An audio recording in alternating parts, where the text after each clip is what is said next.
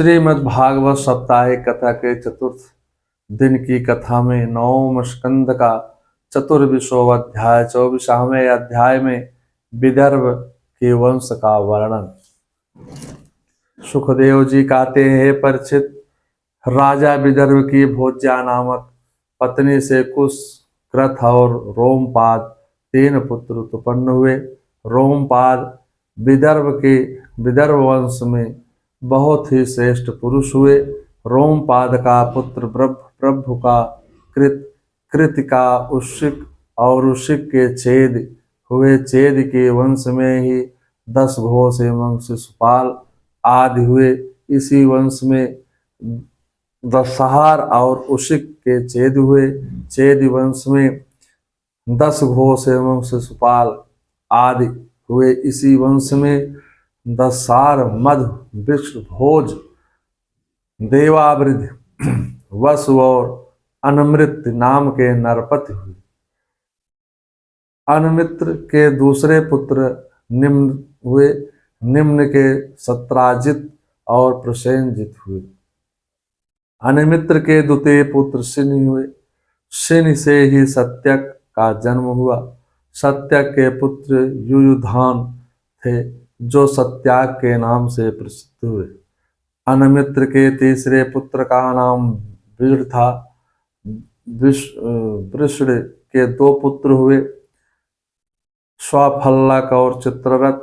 स्वाफल्लक की पत्नी का नाम गांधिनी था।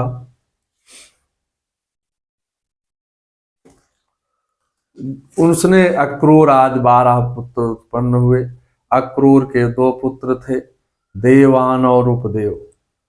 सौफल्क में भाई चित्ररथ के पृथ, विदुरथ आदि उत्पन्न बहुत से पुत्र उत्पन्न हुए, जो विष्णु वंशियों में श्रेष्ठ माने जाते हैं। इसी वंश के आहुक और अंधक हुए।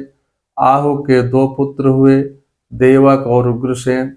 देवक के 4 पुत्र हुए, जिनमें नाम है देवान, उपदेव, सुदेश और देववर्धन। इनकी 7 बहिनें थी। इनमें सबसे छोटी बहन थी देवकी। इन 7 बहनों का विवाह सुखदेव जी के साथ हुआ था। कंस सुनामान श्रोगदम कंडम शंखम सुहृदस्तथा राष्ट्रपालो अथ श्रेष्ठस्य तुष्टिमाने ग्रसेनया। इन 5 कन्याओं का विवाह वसुदेव के देवभागाद छोटे भाइयों के साथ हुआ। चित्ररथ के पुत्र विदुरथ से सूर, सूर के भजमान, भजमान से सिन, सिन के संभोज, संभोज के हदीक हुए। हदीक के पुत्र देवमेढ़ हुए। देवमेढ़ के पुत्र सूर हुए। सूर की पत्नी का नाम मरीचा था। उन्होंने अपने गर्भ से 10 निष्पाप पुत्र उत्पन्न किए, जिनके नाम हैं वसुदेव, देवभाग, देवश्रवा, आनक, सृंजय, श्यामक, कंक, शमीक, वत्सक और वृक। ये सबके सब पुण्यात्मा थे। वसुदेव जी जन्म के समय देवताओं के नगाड़े, ढोलक और अपने आप बजने लगे थे। वह आनक दुंदुभी कहलाए। वह ही भगवान श्री कृष्ण के पिता कहलाए। देवंदंधुत होने दुरानम आयस्य जन्मनि वासुदेवम हरे स्थानम वदंतम कदुदुंदभि। वसुदेव जी की 5 बहनें थी, जिनके नाम हैं पृथा, कुंती, श्रुतदेवा, श्रुतकीर्ति, श्रुतश्रवा और राजाधि देवी। सूरसेन ने अपने मित्र कुंती भोज को पुत्रहीन देख करके अपनी सबसे बड़ी कन्या पृथा को गोद दे दिया था, जिससे वह नाम कुंती पड़ा। पृथा ने दुर्वासा ऋषि को प्रसन्न करके उनसे देवताओं को बुलाने की एक विद्या सीख ली। एक दिन उस विद्या के प्रभाव से परीक्षा लेने के लिए पृथा ने परम पवित्र सूर्य का आवाहन किया था। उसी समय सूर्य भगवान पहुंच गए। उन्हें देखकर कुंती का हृदय आश्चर्य से भर गया। उसने कहा, हे भगवान, मुझे क्षमा करें, मैंने तो परीक्षा के लिए इस विद्या का प्रयोग किया था, आप पधार सकते थे। सूर्य भगवान ने कहा, हे देवी, मेरा दर्शन निष्फल नहीं हो सकता है, मेरे द्वारा तुम्हें एक पुत्र उत्पन्न होगा। इतना कहते उनकी कृपा से कुंती के कर्ण कान में एक तेजस्वी पुत्र उत्पन्न हुआ। कर्ण से उत्पन्न होने के कारण उनका नाम कर्ण पड़ा। सद्यम कुमारम संगते द्वितीयम भास्करः, वह देखने में सूर्य के समान जान पड़ता था। कुंती ने लोक निंदा के डर से उसे गंगा नदी में बहा दिया था। हे परीक्षित, सुखदेव जी कहते हैं, हे परीक्षित, उसी प्रथा का विवाह दूसरे दादा पांडु के साथ हुआ।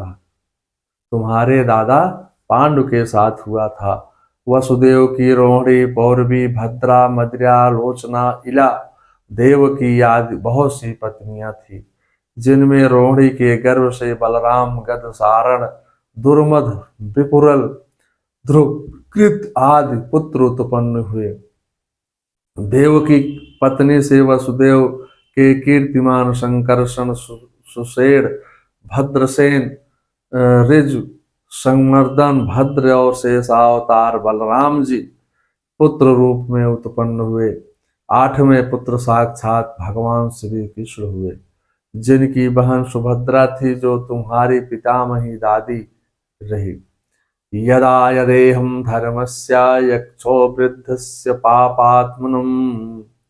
पापमनः तदा माँ भवानी समात्मनं सृजते हरि। जब संसार में धर्म का ह्रास होता है, पाप की वृद्धि होती है, तब तब सर्वशक्तिमान भगवान श्री हरि अवतार ग्रहण करते हैं। मानस में यही भाव बाबा तुलसीदास जी लिखते हैं। जब जब हो धर्म कई हानि, बाढ़ई असुर अधम अभिमानी। तब तब प्रभु धरि विविध शरीरा, धरहि कृपा निधि सज्जन पीरा। श्री रामचरितमानस में दैत्यों के संहार और धर्म की स्थापना के लिए लीला पुरुषोत्तम भगवान ने अवतीर्ण होकर के ब्रज, गोकुल आदि स्थानों में जो जो अलौकिक लीलाएं किया, उनके सुनने के लिए कर्म वासनाएं समाप्त हो जाती हैं। उनके सुनने से कर्म वासनाएं सभी समाप्त हो जाती हैं।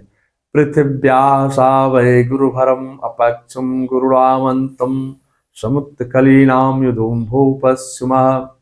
दृष्टं बोधोऽयं विजये जयति घोषं प्रच्छोदवाय चापरं समागतं स्वधाम। भगवान कौरव पांडवों के बीच उत्पन्न हुए आपस के कलह से भगवान ने पृथ्वी का बहुत सा भार हल्का कर दिया तथा युद्ध में अपनी दृष्टि से ही राजाओं की अक्षुरी सेनाओं का नाश करके संसार में अर्जुन की यश प्रतिष्ठा बढ़ाई। फिर उद्धव को आत्म तत्व का उपदेश किया। तदुपरांत वह अपने परम धाम को चले गए। श्रीमद् भागवत साप्ताहिक कथा के 9वें स्कंध का 24वां अध्याय समाप्त होता है। इसी के साथ 9वां स्कंद भी समाप्त होता है। मंगलम भगवान विष्णु, मंगलम गरुड़ाध्वजा, मंगलम पुंडरीकाक्षाय, मंगलाय तनो हरे। अब 10वें अध्याय 10वां स्कंद जो है अगले वीडियो में बनेगा। मंगलम जयंती मंगला काली भद्रकाली कपालिनी, दुर्गा क्षमा शिवा धात्री स्वाहा स्वधा नमस्तुते। मूकं करोति वाचालं पंगुं लंघयते गिरिं, यत्कृपातमहं वन्दे परमानन्दमाधवम्। येषां न विद्या न तपो न दानं न ज्ञानं न शीलं न गुरो न धर्मा ते मृत्यलोके भुवि भारभूता मनुष्यरूपेण मृगाश्चरन्ति स्वागर्तो सम्पृक्तो वागर्तो प्रतिपत्ते जगता पितरो वन्दे पार्वती परमेश्वरो। ओम श्री नारायणाय नमः।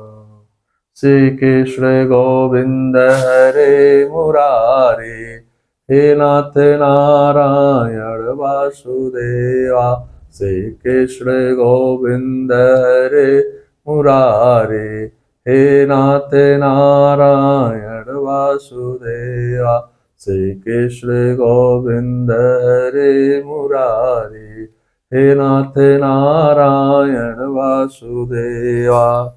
श्री राधे राधे, श्री राधे राधे, श्री राधे राधे।